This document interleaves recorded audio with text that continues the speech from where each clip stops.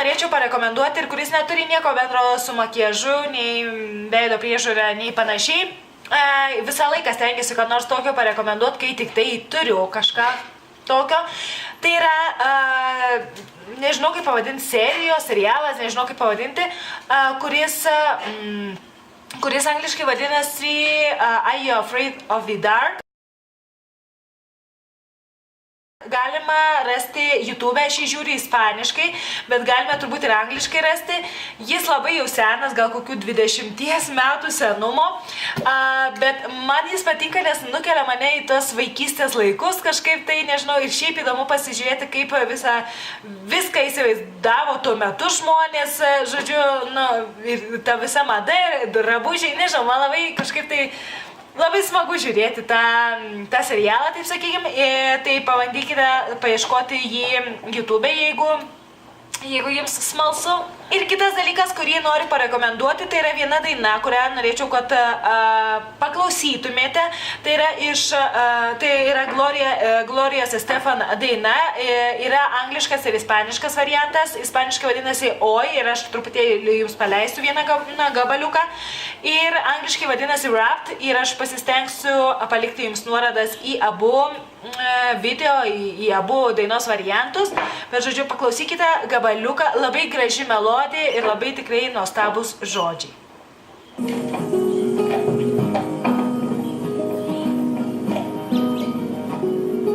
Tengo marcado en el pecho todos los días que el tiempo no me dejó estar aquí. Tengo una mañana constante y una acuarela esperando verte pintado de azul. Nuostabi daina, net man paširpsta oda, tikrai labai graži daina, angliškas variantas, jeigu jūs nemokate ispaniškai, tikrai irgi labai gražus, žinoma, ta pati melodija, šiek tiek gal kiti žodžiai, bet jums bus suprantamesni, kas nekalba ispaniškai, bet kas kalbate, tai paklausykite pilnos dainos, visos dainos tiek ispaniškai, tiek angliškai, tikrai labai rekomenduoju. Ir paskutinis favoritas praėjusio mėnesio, tai yra vienas serialas, kuris jau baigėsi čia. Lietuvoje jį pradėjo rodyti, man atrodo, gal kovo mėnesį ir galbūt kas nors iš jūsų tikrai jį žiūrite. Tai yra Aistra ir valdžia, man rodos, lietuviškai vadinasi šitaip, ispaniškai yra Pasión y Poder, su Fernando Colunga, kuris yra mano favoritas nuo vaikystės, nuo tuomet, kai man buvo dar 10 ar 11 metų, kai aš jį pirmą kartą pamačiau seriale. Aš čia serialų beveik nežiūriu, bet šitą žiūrėjau visas serijas ir kažkaip tai nežinau, man nesinori, man tingisi žiūrėti, aš žodžiu nežinau kodėl, bet aš jį nežiūriu, bet šitą aš žiūrėjau, jis baigėsi balandžio mėnesio pradžioje, man atrodo, balandžio 10, man atrodo. Žodžiu, tikrai žiūrėkite jį, jeigu mėgstate apskritai, tiesiog mėgstate serialus, tai būtinai žiūrėkite iki galo, labai įdomus serialas ir jeigu žiūrite, tai pakomentuokite savo nuomonę, jeigu nežiūrite, tai irgi komentuokite, žodžiu, lauksiu jūsų komentarų.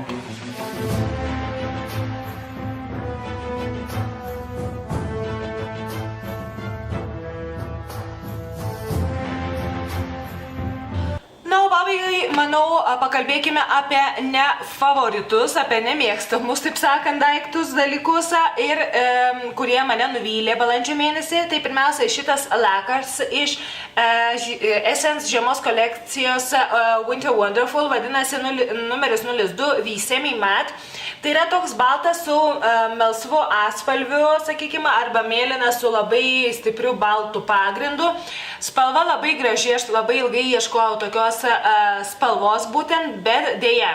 Spalva yra ne viskas, šitas lakas man laiko tikrai vieną dieną ar kelias valandas, kaip norit pavadinkit tai, žodžiu. Ir kainuoja, jis buvo man padovanotas, bet mačiau internete, kad kainuoja gal €80, kainavo bent jau, ar ne, dabar gal tik tai per eBay kokį galima gauti, tai žodžiu, tikrai neleiskite savo pinigų vien dėl spalvos, nes, nelaiko, žinoma, visų nagai skirtingi, bet Aš jo nerekomenduoju. Lygiai taip pat nerekomenduoju šitos prekės, kurią pamatėte pirkinių video. Tai yra šitas daiktas, kuris vadinasi Brush X, skirtas šepetėlėms plauti, makiažas šepetėlėms. Man nepatinka šita dalis, kuri man atrodo, kad visiškai nelabai kaip išvalo, nu, nepatogi gal, sakykime, taip plauti didesnėms šepetėlėms, nes kaip ir numatyta būtent tam. Šita mažoji man labai patinka mažesnėms šepetėlėms, nes tikrai, kadangi mažučiai tie burbuliukai, tai tikrai, man atrodo, gerai išplauna ir panašiai, bet šita šepetėlis kažkaip tenai po visur, žodžiu, juda aplinkui, nu, žodžiu, man nepatinka, jeigu esate išbandę, tai parašykite komentaruose, gal jums labai patinka, ar ne, kaip sakant, kiek žmonių, tiek nuomonių, bet tiesiog norėjau pasakyti, kad man tai nelabai, kol kas manęs neįtikino, žinoma, turiu šitą daiktą, jį naudosiu, bet šiaip tai nerekomenduoju pirkti. Ir paskutinis dalykas, kurio nerekomenduoju pirkti, aš jį nusipirkau gal prieš 2 mėnesius, panaudojau gal 3 kartus ir tikrai nenoriu daugiau naudoti. Tai yra šitas šampūnas iš firmos Batiste, Lietuvoje bent jau anksčiau buvo galima pirkti, man atrodo, turėtų būti įmanoma dabar, tik tai nežinau kiek, nes jų yra labai įvairių kvapų ten, ar kaip pavadinti juos. Būtent šito nerekomenduoju, nes esu aš išbandžiusi gal 3 skirtingų rūšių ir kiti man patiko. Šitas, kuris vadinasi XXL Volume Dry Shampoo, kuris atsiai turėtų suteikti, kaip sakant, kaip čia vadinasi lietuviškai, volume to neturi, žodžiu, keistai skamba lietuviškai, bet suprantat, ar ne, papūsti tos plaukus, tai kaip ir nelabai man tai daro, sulipdo, lyg būčiau kokio lako prisipurkšus, ten, nežinau, pusę buteliuko ir žinoma, visi balti šampūnai, visi šampūnai šitie palieka baltą tą tokį sluoksnį, bet šitas jį palieka tokį lipnų, tokį labai jau balta, sunkiai sakykime, išvaloma, jeigu taip galėtume pavadinti, ne, kad nors tenai ir pasišukuoja, ir pirštais prabraukia, vis tiek matosi tas balkšvumas, nu, atrodo kaip tarsi pražilusi. Žodžiu, šito tikrai nerekomenduoju ir aš abejoju, kad aš jį naudosiu, nors jis praktiškai pilnas, sakau, jį esu naudojęs gal 3 kartus, bet man atrodo, kad teks man ieškoti naujo. Tai tik, man atrodo, čia tų mano balandžio mėnesio favoritų, man atrodo, bus vėl 2 video, nors aš šį nufilmavau kaip vieną, bet tikriausiai teks dalinti į 2 dalis. Norėčiau, kad pasidalintumėte savo balandžio mėnesio favoritais, kažkokiom rekomendacijom ir komentarais, taip pat jeigu galite atsakyti į mano iškeltus klausimus šiame video, tai irgi lauksiu jūsų atsakymų, jūsų komentarų, jūsų pageidavimų taip pat. Ir dar kartelį linkiu labai gražaus gegužės mėnesio, siunčiu daug bučkių, daug linkėjimų visiems, rūpinkite savimi ir susitiksime kitame video. Iki.